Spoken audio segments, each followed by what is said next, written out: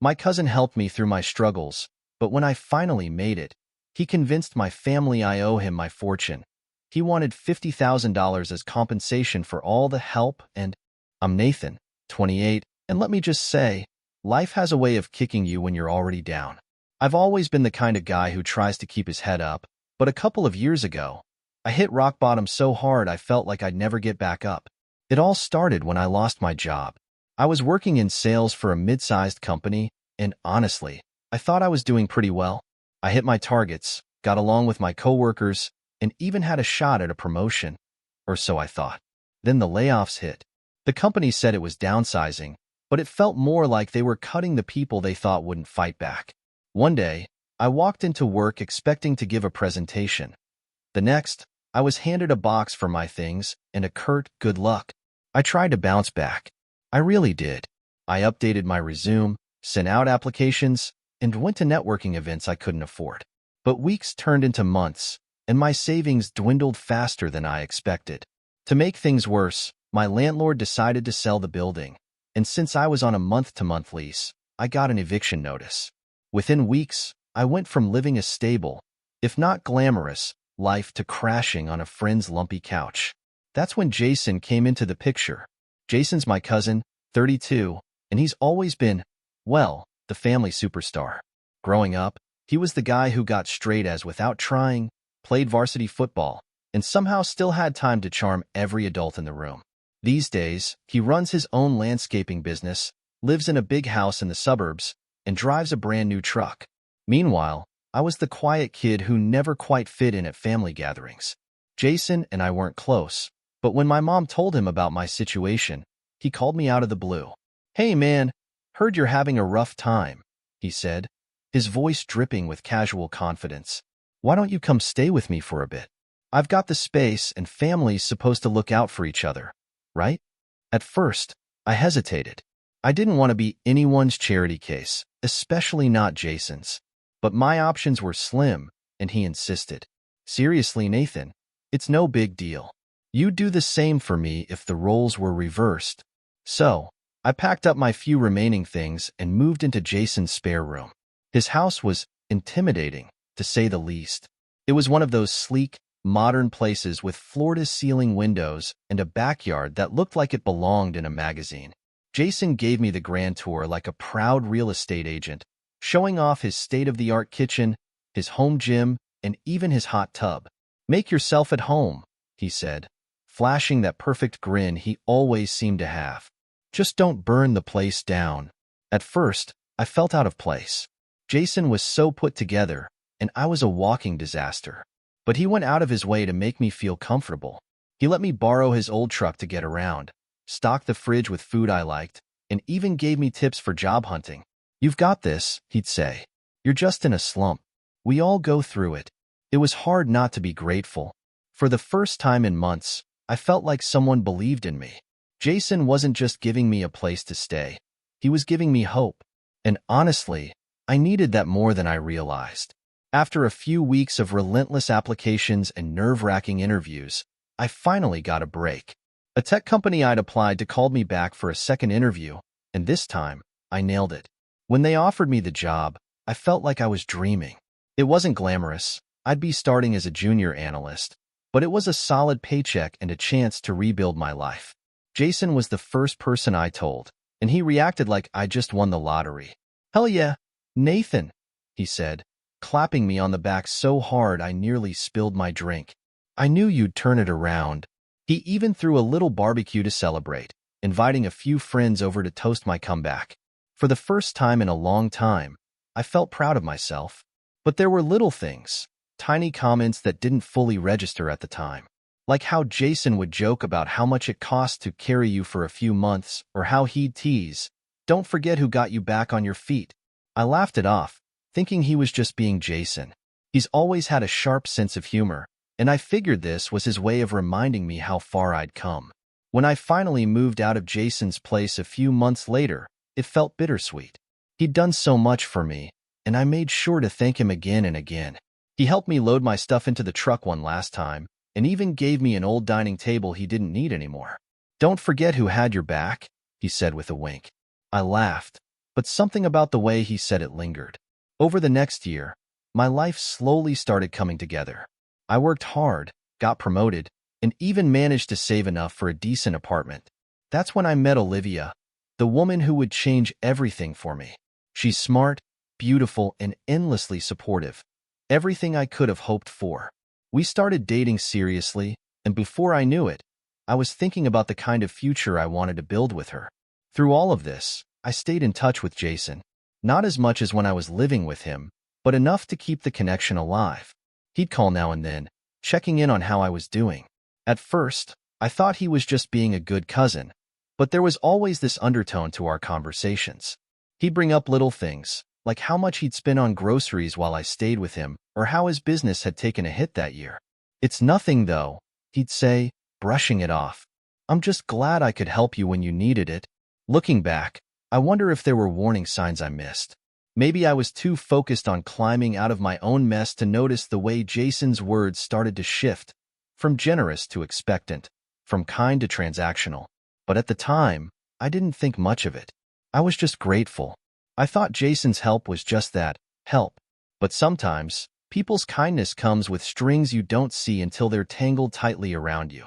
And as much as I appreciated everything he did, I had no idea what was coming next. Things were finally starting to look up for me. My job at the tech company wasn't exactly glamorous, but it was steady, and I quickly proved myself. Within a year, I got promoted, which came with a solid raise. For the first time in years, I wasn't just surviving, I was thriving. I paid off my debts, set up a small emergency fund, and even started thinking about bigger goals, like buying a house. Life felt stable. But, of course, stability has a way of shaking loose when you least expect it. Jason and I stayed in touch. He wasn't just my cousin anymore. He was the guy who helped me when no one else could. I owed him for that, and I made sure he knew how grateful I was. Whenever we talked, I'd thank him, and he'd always respond the same way. "No need to thank me. Family looks out for each other." But lately, there was this edge to his tone. It wasn't mean or anything, just off, like he was waiting for me to say more. One night, Jason called me out of the blue. "Hey, Nathan," he said, sounding more upbeat than usual. "I was thinking, since you're doing so well now, maybe you could help me out with something." "Of course," I said immediately. "What do you need?" "Well, it's the truck," he started, referring to the old pickup he let me use while I was staying with him. "It's on its last leg, and I was looking at upgrading to something newer. Thought maybe you could pitch in, you know? Since you're back on your feet and all." It caught me off guard. It wasn't that I didn't want to help, I did. But the way he phrased it made me pause. He wasn't asking for a loan or a favor. It felt more like he was cashing in on something unspoken. Still, I didn't want to seem ungrateful. "Sure," I said. "I can pitch in a little. Let me look at my budget, and I'll get back to you." "Appreciate it, man," Jason said. "I knew I could count on you." A few days later, I transferred him $1,500. It wasn't a small amount for me, but it didn't break the bank either. Jason thanked me profusely, but I couldn't shake the feeling that this wasn't just about the truck. It felt like the beginning of something bigger, though I couldn't put my finger on what. Meanwhile, my relationship with Olivia was getting serious. She was incredible, smart, funny, and always had my back. She was the one who encouraged me to set boundaries when it came to Jason.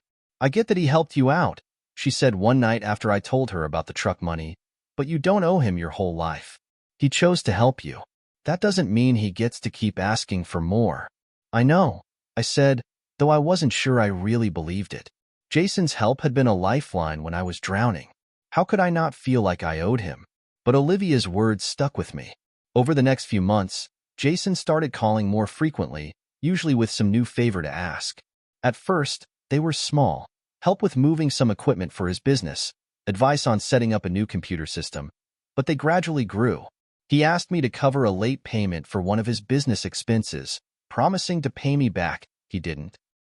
He hinted at wanting to invest in some new tools and suggested I should partner with him, since I owed a lot of my success to his generosity. I started feeling uneasy. I didn't want to rock the boat, but it felt like Jason was pushing boundaries. And the worst part? He was starting to involve the family. It began subtly. My dad, Mason, mentioned offhandedly during a Sunday dinner. Jason's been saying how proud he is of you. He talks a lot about how he helped you out when things were rough. Yeah, he did, I said. I'm really grateful for everything he did.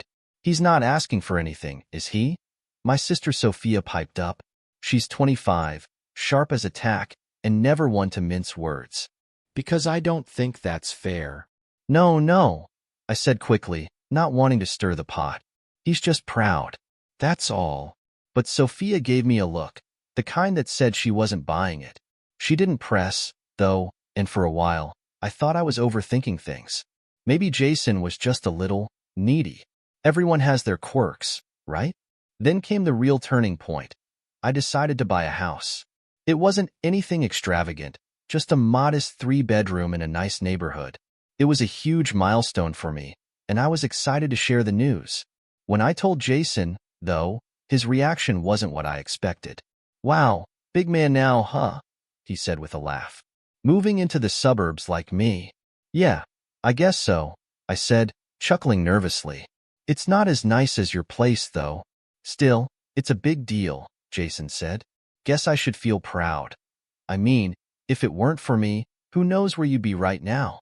I froze for a second, unsure of how to respond. Was he joking? Half joking?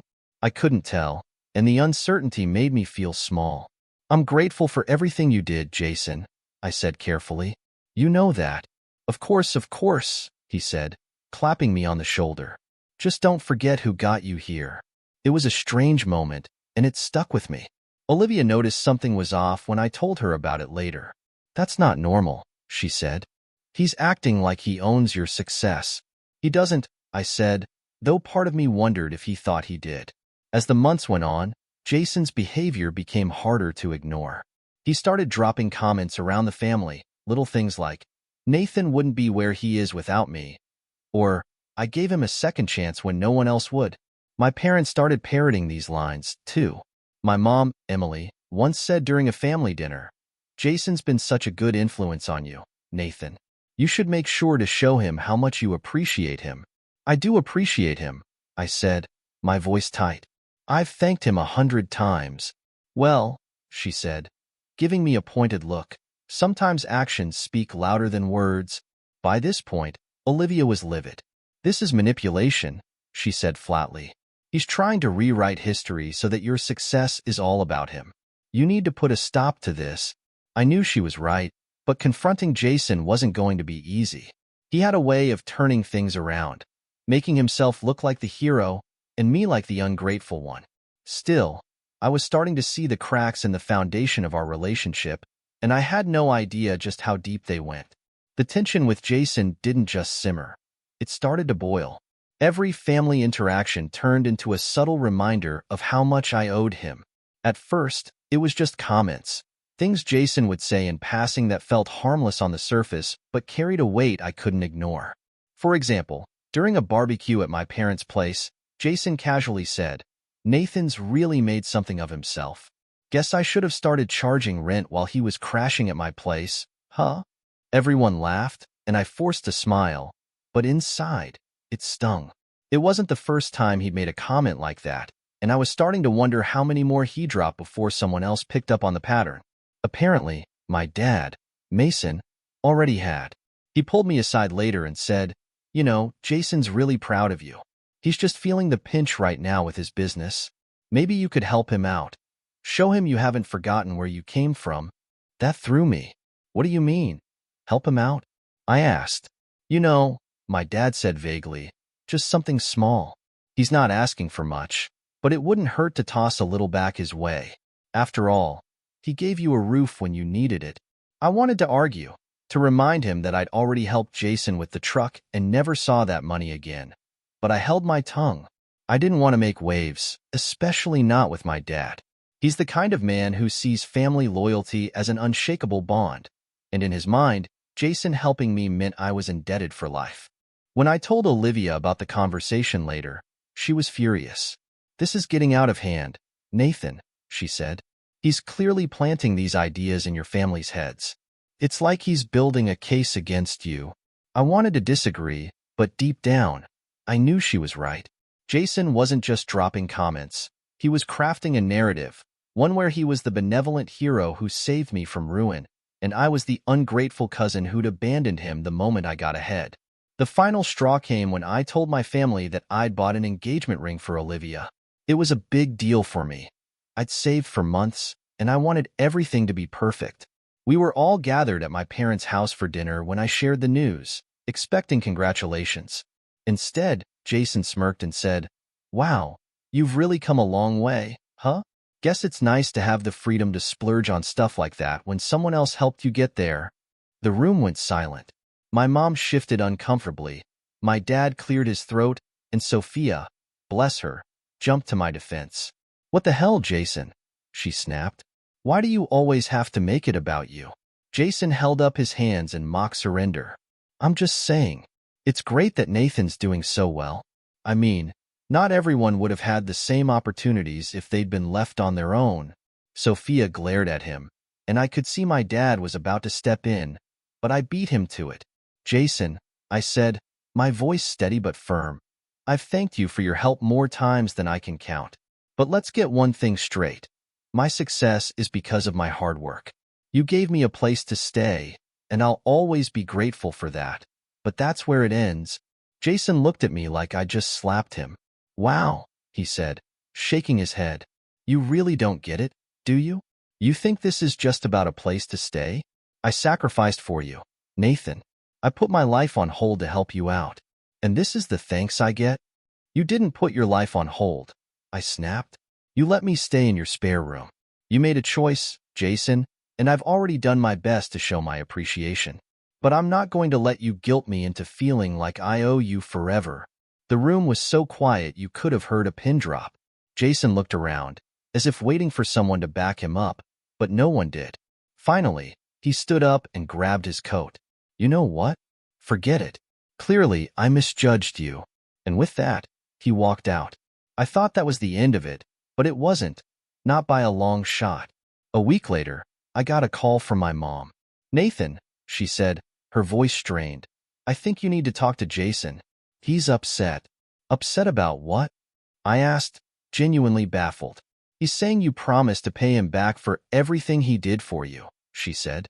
"He mentioned something about a verbal agreement you made while you were staying with him." I nearly dropped my phone. "What? That's not true, Mom. There was no agreement." "Well, he's telling a different story," she said. "And honestly, I don't know what to believe. Jason's always been so generous. It's hard to imagine him lying about something like this." My blood boiled. Jason wasn't just twisting the truth. He was outright fabricating it. I wanted to scream, but I forced myself to stay calm. "Mom, listen to me. There was no agreement. Jason helped me because he wanted to, not because I promised him anything. You have to believe me." "I do, honey," she said softly. "But your father, he's not so sure. And Jason's been talking to your uncles, too. They're all starting to think, well, they're starting to think you owe him something." I couldn't believe it. Jason had successfully turned my own family against me. The worst part? He was doing it under the guise of being the good guy, the selfless cousin who just wanted what was fair. When I told Olivia, she was livid. "You need to call him out on this," she said. "Publicly. He's spreading lies about you, Nathan. If you don't stop him now, it's only going to get worse." She was right, but I knew this wouldn't be a simple conversation. Jason wasn't the type to back down, especially not when he thought he had the upper hand. If I wanted to set the record straight, I'd have to be ready for a fight, one that could tear the family apart. And that's exactly what happened. I knew I couldn't let Jason's lies fester any longer. My family was starting to turn against me, and if I didn't act, his version of the story would become the truth in their eyes. But confronting Jason wasn't going to be easy. He was slick, charming, and always knew how to spin things to make himself look like the victim. The opportunity came at a family gathering, a holiday dinner at my parents' house. Everyone was there: Jason, my parents, Sophia, Olivia, and even Jason's younger brother, Noah, who usually stayed out of the drama. It was the perfect setting to clear the air. Or to make things even worse, dinner started off tense. Jason sat at the far end of the table, radiating smugness. Every time someone praised something I'd done, my job, my new house, my engagement to Olivia, Jason found a way to steer the conversation back to himself. Yeah, Nathan's done well for himself, he said at one point, cutting into his turkey. I remember when he was living in my spare room, trying to figure out which way was up. Crazy how things turn around. Huh. Sophia rolled her eyes. We get it, Jason. You helped Nathan. Can we move on? Jason smirked but didn't respond. I stayed quiet, trying to keep the peace, but inside, I was boiling. The final straw came when my dad raised a toast to family. Here's to Jason, my dad said, lifting his glass, for being the kind of person who puts others first. Nathan, I hope you never forget how much he did for you. It was like a switch flipped inside me. I couldn't take it anymore. Dad, I said, setting down my fork, can we talk about this? Because I feel like everyone's got the wrong idea about what happened. The room went silent. Jason leaned back in his chair, a satisfied smirk on his face. Oh, this should be good, he said. I ignored him and turned to my parents. I'm grateful for what Jason did. I've said that 100 times, but I need to set the record straight. I don't owe him anything. There was no agreement, no promise, nothing. Jason let out a low laugh. Are you serious right now? Yes, I'm serious, I snapped. You've been telling everyone that I made some kind of deal with you, and it's not true. You helped me because you wanted to, not because I promised you anything in return. Jason sat forward, his smirk fading. You really don't remember, do you? He said, his voice dripping with mock disbelief. You were so desperate when you came to me. You said, Jason, if you help me out, I'll pay you back one day. Those were your exact words. That's a lie, I said firmly. I never said that. Come on, Nathan, Jason said, shaking his head. Why would I make that up? What do I have to gain? What do you have to gain? I repeated, my voice rising. You've been using this story to make me look bad and yourself look like some kind of saint. You've turned my own family against me. No one's against you, my dad said quickly, but I could tell he wasn't sure anymore. Jason seized the moment, turning to the rest of the table. You see what I mean? I go out of my way to help him, and this is how he repays me. I don't even care about the money. It's the principle. Oh, cut the crap, Jason, Sophia said, slamming her glass down. You've been manipulating everyone from the start. Nathan doesn't owe you a damn thing, and you know it. Stay out of this, Sophia, Jason snapped. You don't know what you're talking about. Actually, I think she does, Olivia said, speaking up for the first time. She reached into her bag and pulled out a folder. Because I did some digging. Everyone stared as Olivia opened the folder and pulled out a few printed documents. She slid them across the table toward Jason. Recognize these? Jason's face went pale as he glanced at the papers. What is this? It's public records, Olivia said, from the county courthouse. They show that around the time Nathan was staying with you, you took out a massive personal loan, one you're still paying off, by the way. So, forgive me if I'm skeptical about your claim that Nathan's situation set you back. It looks more like you were in financial trouble yourself. Jason's mouth opened and closed, but no sound came out. The rest of the table was dead silent, everyone's eyes darting between Jason and the documents. And that's not all, Olivia continued. I also found out that you've been behind on payments for your landscaping business for months. So, if you're trying to make Nathan look like he owes you something, maybe it's because you need him to bail you out. Jason slammed his hands on the table. You had no right to dig into my finances. I had every right, Olivia shot back. You've been smearing Nathan's name, trying to make him look like a freeloader, while you're the one with money problems. You thought no one would call you out, but guess what? I just did. Jason glared at her, his face red with fury, but he didn't say a word. He knew he'd been caught. For a moment, no one spoke. Then Noah, who had been silent the entire evening, finally chimed in. Jason, he said quietly, is this true?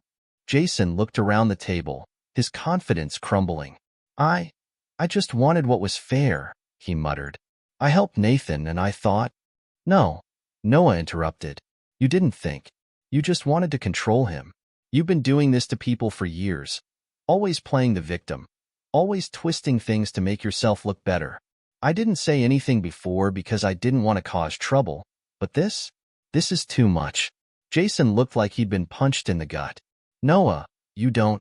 I do, Noah said firmly. And I'm done pretending I don't see it. The room erupted into chaos. Jason tried to defend himself. My parents didn't know who to believe, and Sophia was shouting about how she'd been saying this all along. But I didn't care anymore. For the first time, I felt like I had the upper hand. I stood up and grabbed Olivia's hand. We're leaving, I said. If anyone still thinks I owe Jason anything after this, then I don't know what else to say. Without waiting for a response, we walked out. I didn't know what the fallout would be, but I knew one thing for sure. Jason's hold over me was finally broken. Or so I thought. Walking out of that dinner felt like ripping off a bandage. I expected the sting to fade quickly, but the wound Jason had created wasn't so easily healed. Over the next few weeks, the fallout from that confrontation spread like wildfire through the family. Some relatives rallied behind me, while others, especially my dad, still clung to Jason's version of events. It was exhausting, and no matter how much evidence Olivia had brought to light, the damage Jason caused lingered. Jason, of course, wasn't done. He might have lost the battle that night, but he was determined to win the war. A few days after the dinner, I got a call from my mom.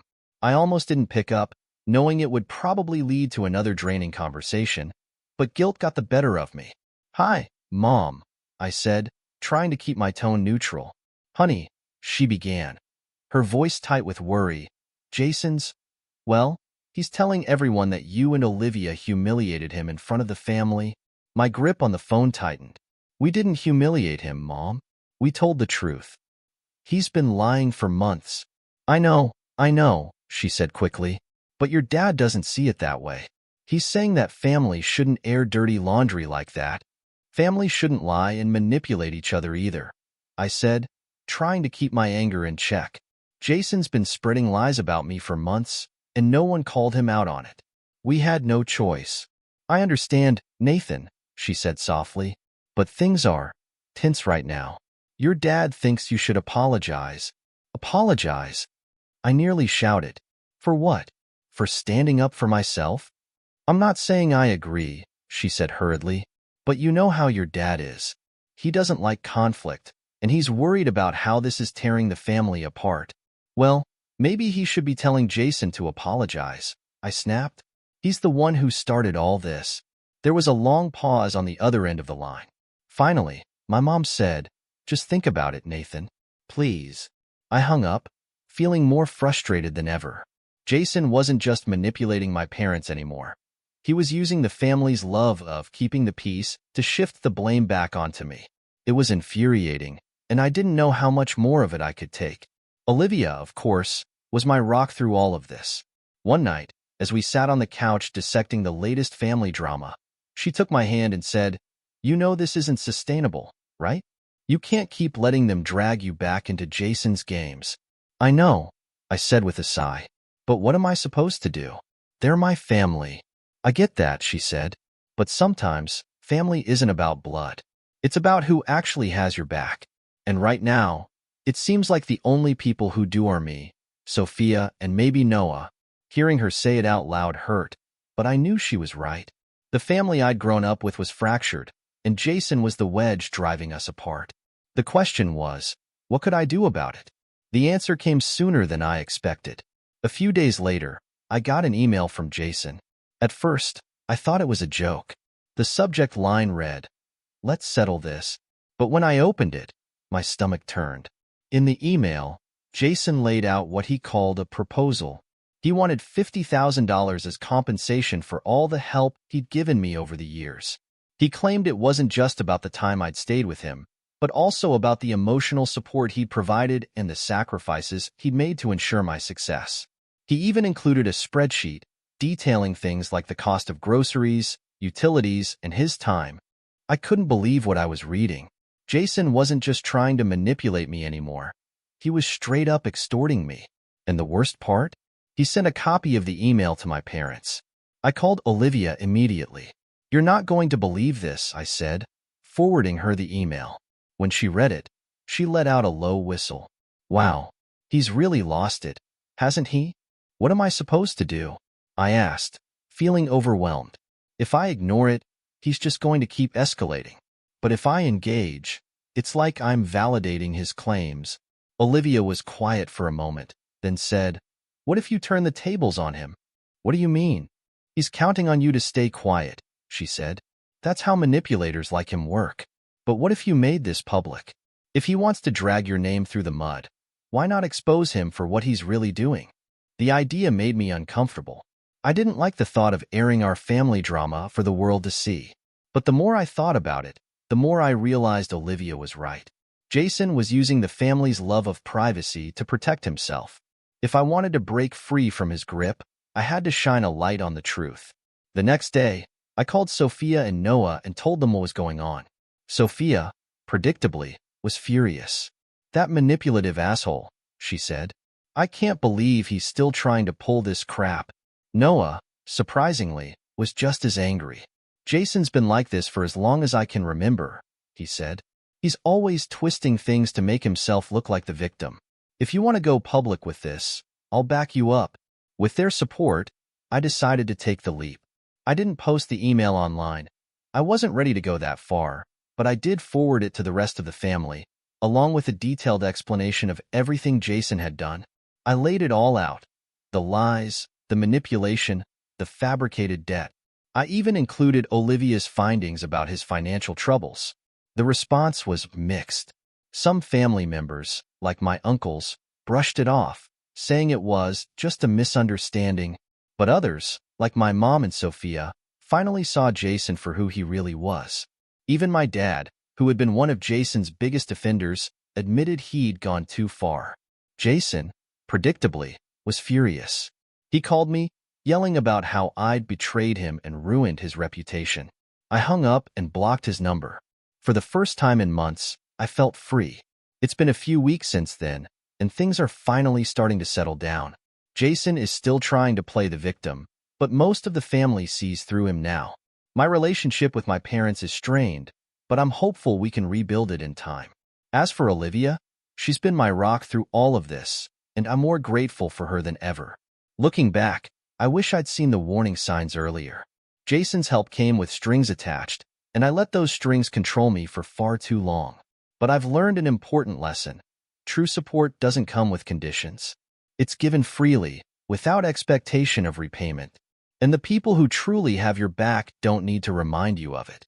To anyone listening this who's dealing with a toxic family member, don't be afraid to stand up for yourself. It's hard, and it might cost you some relationships, but your peace of mind is worth it. Trust me on that.